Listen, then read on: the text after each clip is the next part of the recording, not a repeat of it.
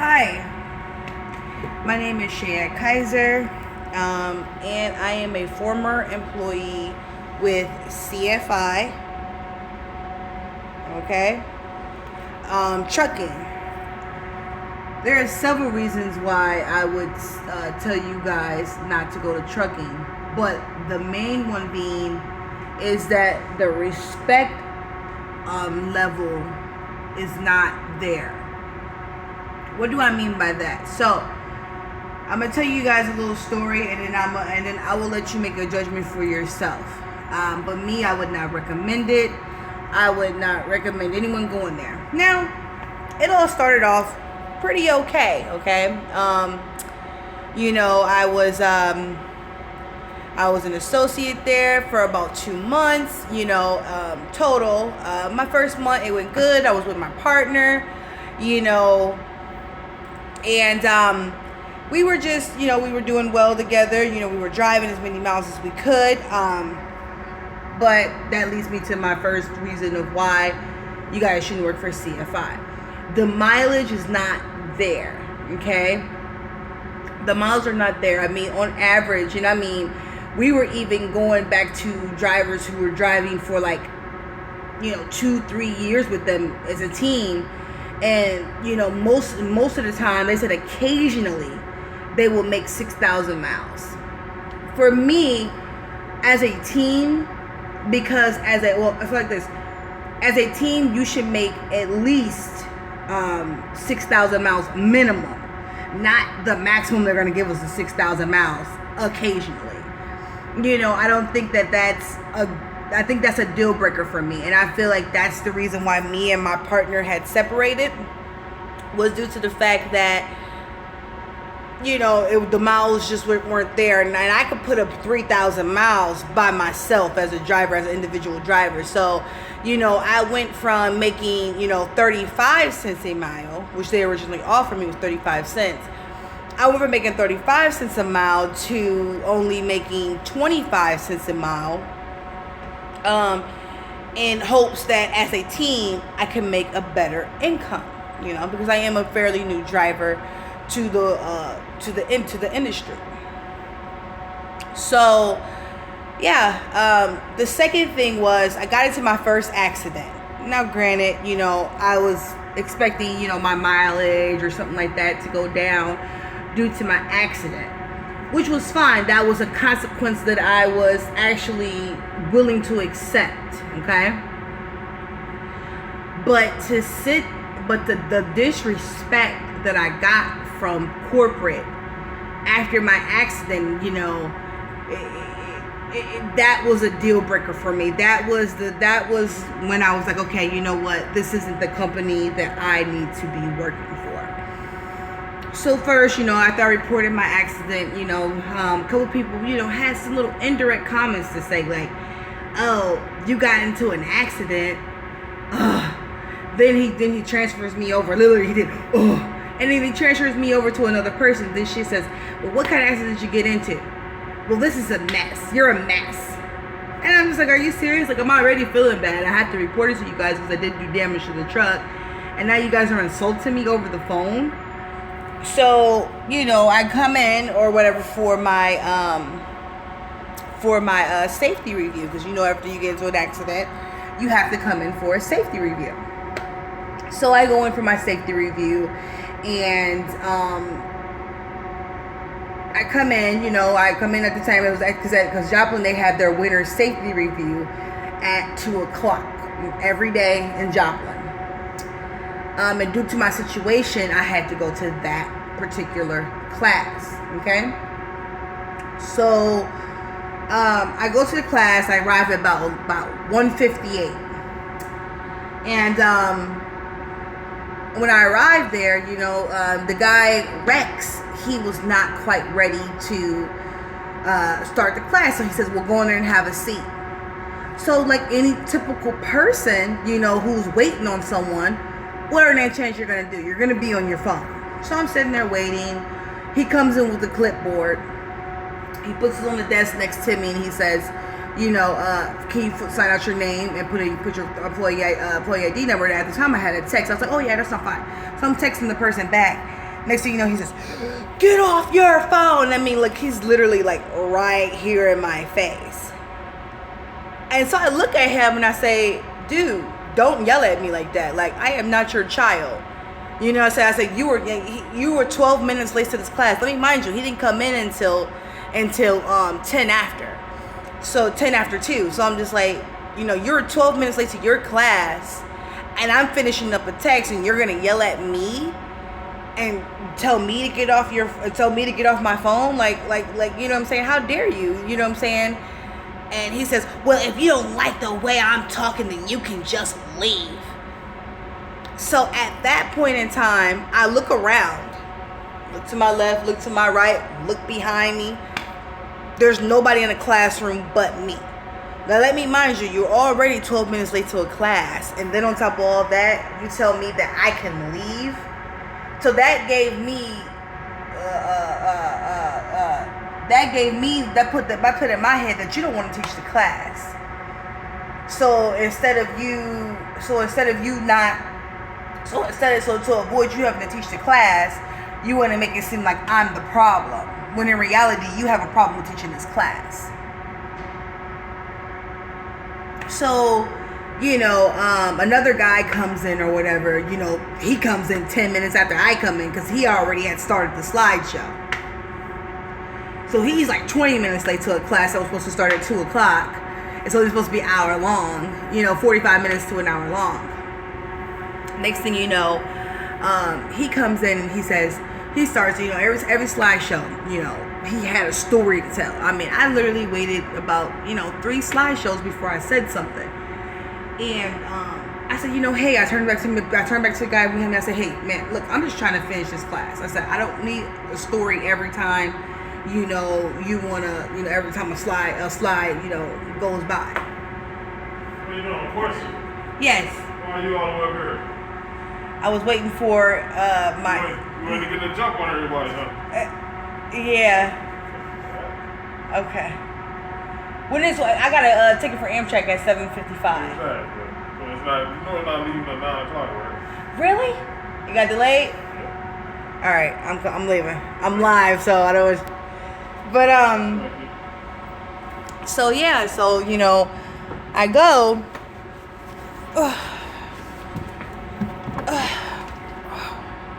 Hold on, guys.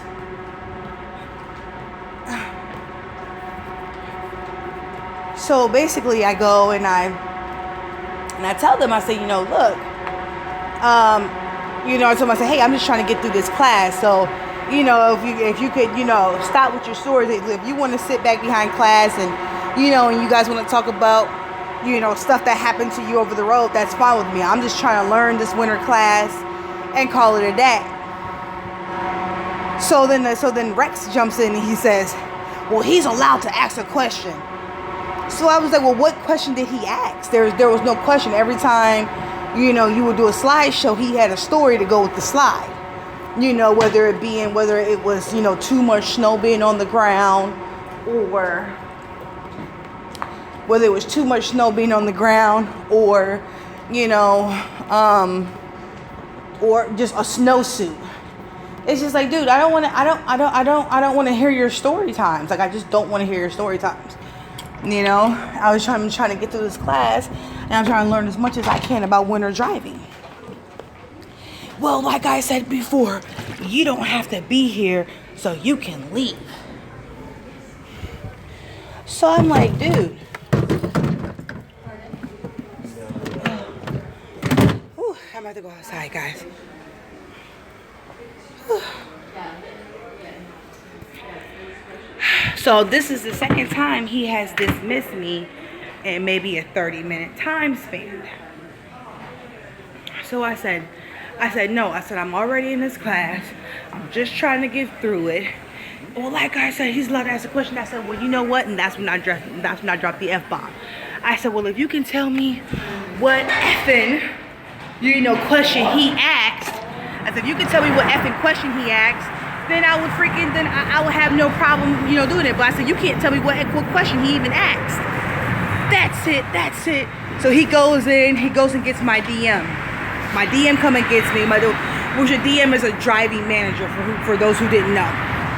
So he goes and gets my driving manager, and he says, oh, makes it seem like he tries to pull the black girl attitude card, which is another problem with Joplin as well. It's, I'm never the type to pull the black card, but that's what he did on me. Rex, the safety manager. So, and that's another thing about Joplin. Everybody in the office, everybody who's in administration is Caucasian. So to have a fair, fight, it would never be there for minorities. Let's put it like that. So basically, what had happened was, I go and he takes me up there and he says, well, you haven't been working here long, and he said, you haven't been working here long, so you should really just be quiet and stop the attitude. This is what my DM said to me.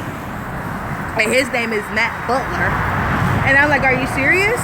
I was like, first and foremost, I don't even have an attitude.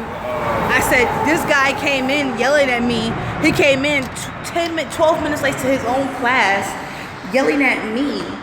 You know what I'm saying? I'm sorry if it's echoing, guys, because I'm in here. But, he came 12 minutes late to his own class, yelling at me about being on my cell phone. And then, expect me not to have not to feel some type of way about that. That's not cool. That's not cool. So, what was I about to say? So he says, well, you know what, if you want to, I'm going to have to write you up for this. So, well, I'm not signing any write-up sheets saying that I'm a problem, when in reality, he had an issue with even coming into the class and teaching the class from the junction. I'm not going to sit here and, you guys are not going to make it seem like I'm the problem, And that's exactly what I told them. So, he says, so then they say, he says, well, we can go to human resources. Well, an hour goes by, and I say, hey, Matt, did you talk to human resources? He says, no, not yet, but I'll get around to it. So I go over there because, Joplin, if anybody knows about the Joplin branch, you could just walk over there and talk to human resources yourself. So I went over there and I talked to the human resource manager named Michelle. Michelle, she took some notes. She also asked me the same question. Well, how long have you been working here? And I told her, I said, dude, I don't know what it is about people and how long I've been working here. Well, how long, whether I've been working here 10 days or 10 years, it should not matter. Why? Because because respect should come naturally. Well, if you've been here a long time, then I'm gonna respect you. But if you haven't, then I'm not. No, respect should come regardless. Whether you've been there 10 days or 10 years. And that's just that. And that's what people are processing through their head in Joplin.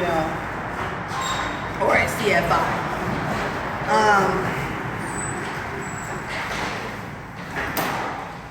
So basically I wasn't able to finish the class that day. So the next day I come and basically,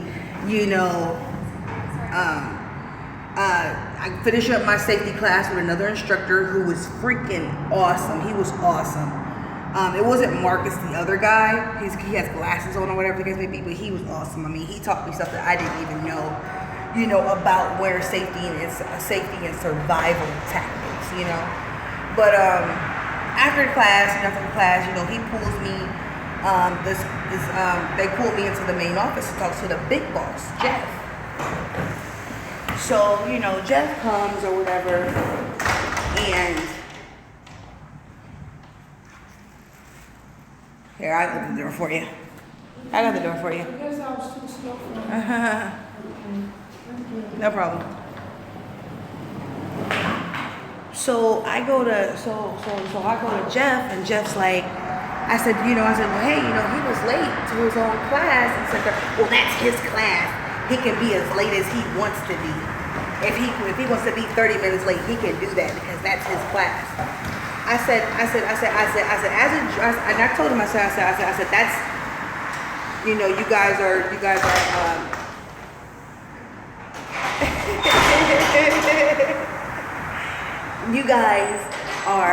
guys have two different standards. I said, because as a company driver, and by being the only image of the company, I can't be late to a customer's office or a customer's docking port as a driver, because that looks bad on the company. Why? Because I'm the face of the company at the time. Nor can I yell at somebody. You know what I'm saying? And you guys deem that acceptable. And the reason why I say they deem that acceptable is because not only did my DM, the human resources, and Jeff, the big wig, they say, oh, he didn't yell at you. He didn't. Well, Jeff had the audacity to say, he didn't yell at you. His voice is naturally loud. I said, I think he uses that as an excuse to yell at people and you guys take up for him. You know what I'm saying? But not only did my driving manager say that, but also human resources as well. You know. So for me, it was like, you know, you guys can't, you know, while I am at CFI and him being my superior, you know what I'm saying? He, like how I'm the face of the company when I go to a customer's office, he's the face of the company when it comes to drivers, because he comes in contact with each and every driver at CFI at one point or another, because as you guys know, or if you guys don't know, you have to have one safety class a year. So he's one of the people who runs the safety class. So he comes in contact with every driver at Joplin. So he's the face of the company at that point in time. You see what I'm saying? To us drivers, it's like us drivers are the face of the company. I can't be late to a customer's office. I can't yell at a customer, whether my voice is loud or not, or whether my voice carries or not. It's the way you talk to people. It's a way how you respect another individual. You see what I'm saying? But like I said, and so for Jeff to even say, oh, he's allowed to be late to his class, it's like, well, are you guys condoning lateness? Are you guys condoning people, a person disrespecting another driver?